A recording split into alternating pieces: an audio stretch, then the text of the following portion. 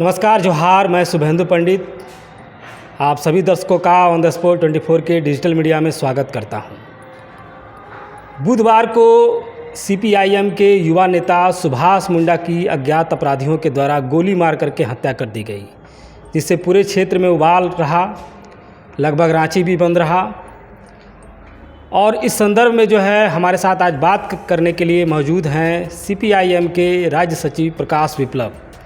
उनसे हम सीधे जानते हैं कि जो उनके युवा नेता की हत्या हुई है, पार्टी का क्या स्टैंड है और पार्टी अब तक इन 2 दिनों के अंतराल में क्या कुछ कार्रवाई और प्रदर्शन की है सुभाष मुंडा को हत्यारों के पकड़वाने को लेकर के। सर, स्वागत है आपका। सुभाष मुंडा की हत्या की हम लोग भर्त्सना करते हैं। ये एक निर्मम हत्या है और ये झारखंड में जो ऑर्गेनाइज्ड क्राइम है, ये इसके बढ़ने का संकेत है। मीडिया के एक हिस्से में उनको कहा जा रहा है कि वो ज़मीन कारोबारी थे, तो ये मैं स्पष्ट कर दूं कि वो ज़मीन कारोबारी नहीं थे। वो एक कम्युनिस्ट पार्टी के लीडर थे जिन्होंने रातू से 2 बार और मांडर से 1 बार उपचुनाव लड़ा, जहां पर उन्होंने प्रतिष्ठामूलक मत भी प्राप्त किए। सुभाष मुंडा के दादा भूतपूर्व सैनिक थे और उस युद्ध में उन्होंने अपनी एक टांग गंवाई थी। और सुकरा मुंडा जो उनके दादा का नाम था, उन्होंने 50-60 के दशक में वहाँ पर ज़मीन लूट के खिलाफ, आदिवासियों और दूसरे गरीबों की जो ज़मीन हड़पी जा रही थी, इसके खिलाफ एक बड़ा संघर्ष चलाया था। सुभाष मुंडा भी सिलागाई में वीर बुद्धू भगत के स्मारक को, जो अर्जुन मुंडा के नेतृत्व में, अर्जुन मुंडा केंद्रीय मंत्री हैं, उनके कहने पर वो बुद्धू भगत के स्मारक को डिमोलिश करके वहाँ पर स्कूल खोला जा रहा था। इसके आंदोलन का भी ज़बरदस्त नेतृत्व उन्होंने किया था। सुभाष मुंडा के ही नेतृत्व में आपको नगड़ी ब्लॉक में भारत सरकार की जो परियोजना का पायलट प्रोजेक्ट लागू हुआ था डीबीटी का, इसके विरोध में भी काफ़ी बड़ा आंदोलन हुआ। और सुभाष मुंडा विशेषकर अभी जो एसएआर कोर्ट के द्वारा जो आदिवासियों और दूसरे गरीबों की हड़पी हुई ज़मीन के पक्ष में फैसला हुआ है, रैयतों के पक्ष में, और दखल दहानी सरकार नहीं करा रही है, इसको वो चिन्हित कर रहे थे। और आदिवासियों और दूसरे गरीबों को कोर्ट के फैसला को लागू होने के बाद उनको उनकी ज़मीन पर दखल मिले, इसके प्रयास में थे।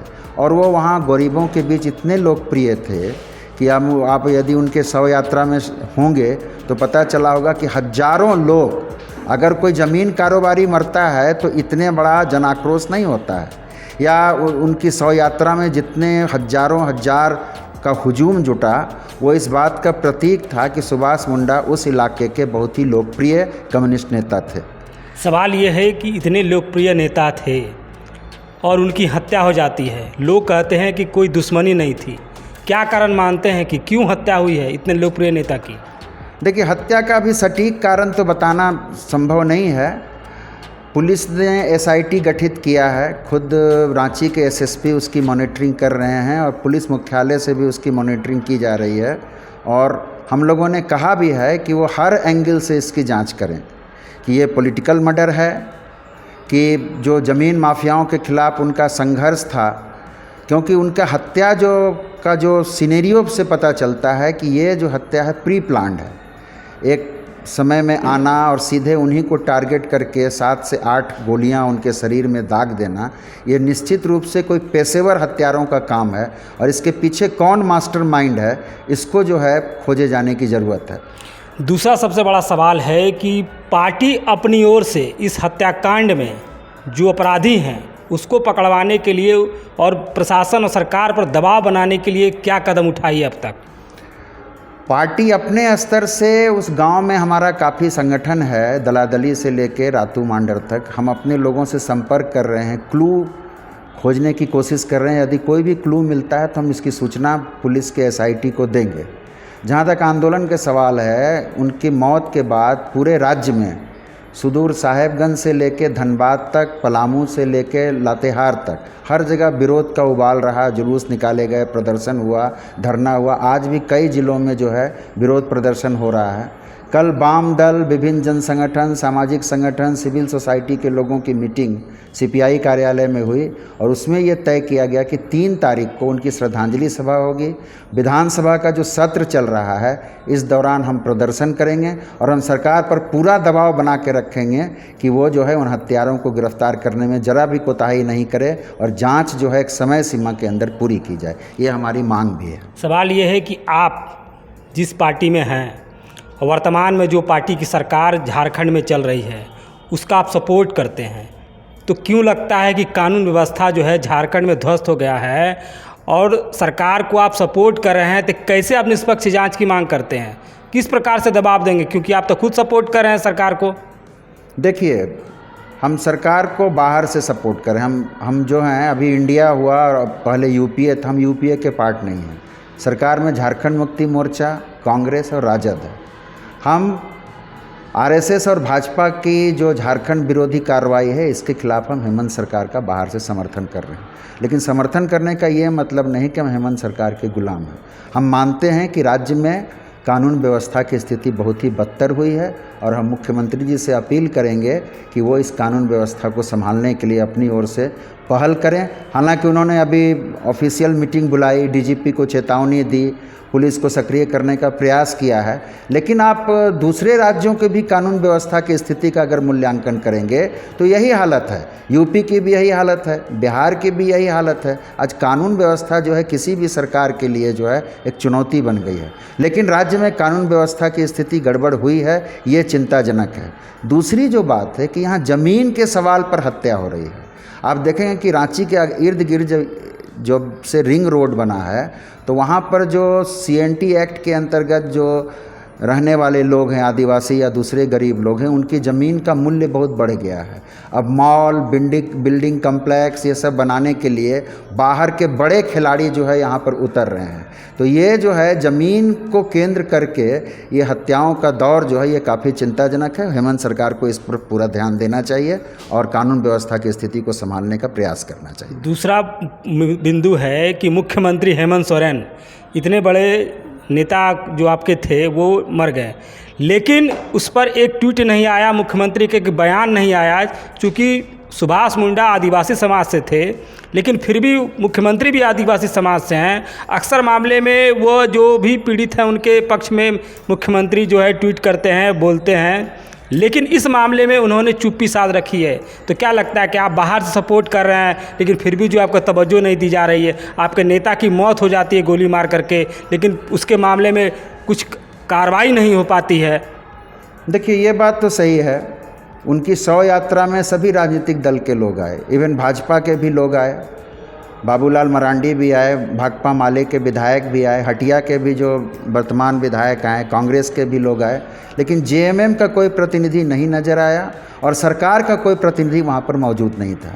तो हमारी पार्टी ने इसकी आलोचना की है, वाम दलों ने आलोचना की है कि वो जो है, वो सही बात है कि वो हर मामले में ट्वीट करते हैं और इतने बड़े आदिवासी नेता की हत्या हुई, लेकिन उन्होंने जो जिस संवेदनशीलता और जिस तत्परता का परिचय देना चाहिए था उसमें झारखंड सरकार फेल्योर रही है।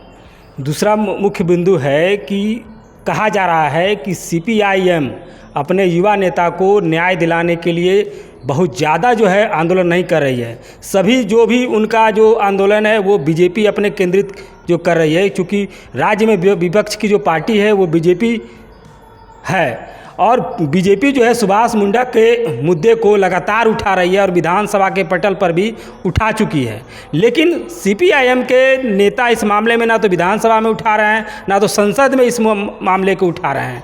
क्या लगता है कि संगठन आपकी कमज़ोर है, सरकार को आप जो है डरा नहीं पा रहे हैं? कोई दूसरा पार्टी का नेता रहता तो अब तक विधानसभा से लेकर के पूरे राज्य से लेकर के देश तक जो है मुद्दों की चर्चा होती है। नहीं, जहाँ तक इस हत्याकांड का सवाल है, हम लोगों की जो ताकत है झारखंड में, उस ताकत के अनुरूप लोगों ने पूरे राज्य में विरोध कार्रवाइयाँ की हैं। वाम दल भी सड़क पर उतरे हैं और अभी विधानसभा के सत्र के टाइम में हम प्रदर्शन भी करेंगे। अगले 3 तारीख को एक बड़ी विरोध सभा कम श्रद्धांजलि सभा होगी।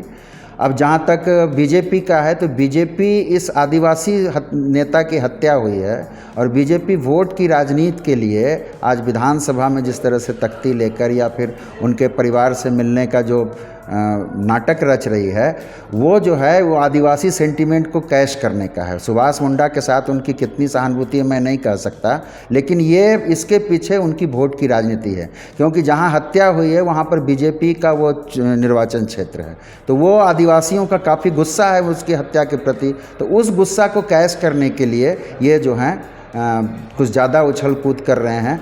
वो ठीक है, वो करें, लेकिन हमारी जो ताकत है, हम इस हत्याकांड का ज़बरदस्त विरोध कर रहे हैं। सवाल ये है कि अब पार्टी क्या मुख्यमंत्री से शिष्टमंडल के रूप में मिलेगी? क्या सुभाष मुंडा के हत्यारों को पकड़ने के लिए दबाव बनाएगी? देखिए, 3 तारीख को हमारी पॉलिट ब्यूरो के मेंबर आ रही हैं। उस दिन हम प्रयास करेंगे कि मुख्यमंत्री से मिलें, लेकिन मुख्यमंत्री का सचिवालय जो है वो नकारा है। हम लोगों ने हत्या के दूसरे दिन भी मुख्यमंत्री सचिवालय से काफ़ी संपर्क किया, लेकिन कोई वहाँ से रिस्पांस नहीं मिला। तो इसकी हम आलोचना करते हैं और हम उस दिन मुख्यमंत्री से मिलने का प्रयास करेंगे। हम राज्य के डीजीपी से भी मिलेंगे और बोलेंगे कि ये जो एसआईटी जो बनी है वो तेज़ी से काम को अपना आगे बढ़ाए। लेकिन हेमंत सरकार का जो गैर संवेदनशील रुख रहा है इस हत्याकांड के प्रति, इसकी हम आलोचना करते हैं।